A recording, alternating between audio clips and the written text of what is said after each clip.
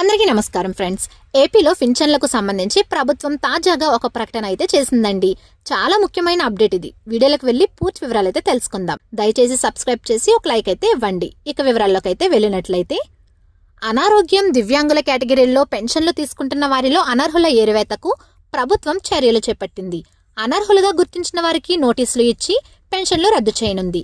నేటి నుంచి ఈ నెల 25 వరకు సచివాలయ సిబ్బంది ఈ ప్రక్రియ చేపడతారు.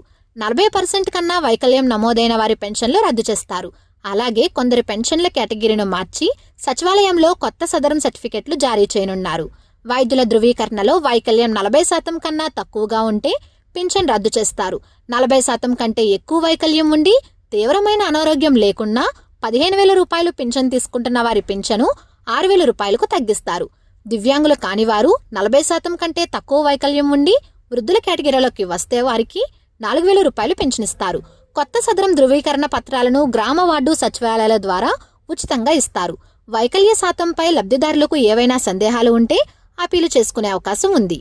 అయితే నోటీసులు ఇచ్చిన వారిలో ఎవరైనా అర్హతలు ఉంటే కనుక అపీల్ చేయొచ్చు. ఈ మేరకు ప్రభుత్వ అధికారులు కీలక ప్రకటన చేశారు. దివ్యాంగుల పింఛన్ అపీల్ ప్రక్రియకు అనర్హులుగా నోటీసు అందుకున్న వారు తాము అర్హులమని భావించినట్లయితే తమ సమీప మండల పరిషత్ అభివృద్ధి అధికారి లేదా మున్సిపల్ కమిషనర్ను సంప్రదించి తమ అర్జీని సమర్పించవచ్చు. పెన్షన్ రద్దు, మార్పు, అప్పీల్ గురించి సమాచారం. పెన్షన్ రద్దు లేదా పెన్షన్ రకం మార్పుతో నోటీసు పొందిన వారు ఏదైనా అప్పీల్ చేసుకోవాలి అనుకుంటే ఎంపీడీఓ కార్యాలయంలో దిగువ డాక్యుమెంట్స్ అందించి అప్పీల్ చేసుకోవచ్చు. అప్పీల్ కోరుతూ ఆర్జీ ఎంపీడీఓ గారికి రాయాలి. ఆధార్ కార్డ్ జిరాక్స్, పెన్షన్ రద్దు లేదా పెన్షన్ మార్పు నోటీసు, సదరం సర్టిఫికేట్ పాతది, సదరం సర్టిఫికేట్ కొత్తది, అలాగే పెన్షన్దారునికి సంబంధించిన ఏవైనా హాస్పిటల్లో చికిత్స పొందుతున్న డాక్యుమెంట్స్ ఏవైనా ఉంటే అవి. అపీల్ చేసుకున్న వారికి ఎంపీడీఓ గారి లాగిన్ నుండి మరొకసారి రీఅసెస్మెంట్కు నోటీస్ జారీ చేస్తారు.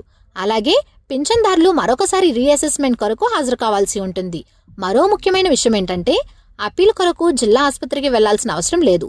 ఎంపీడీఓ గారి ద్వారా రీఅసెస్మెంట్కు వెళ్లమని నోటీసు ఇచ్చిన తర్వాత నిర్దేశించిన హాస్పిటల్కు మాత్రమే వెళ్లాల్సి ఉంటుంది.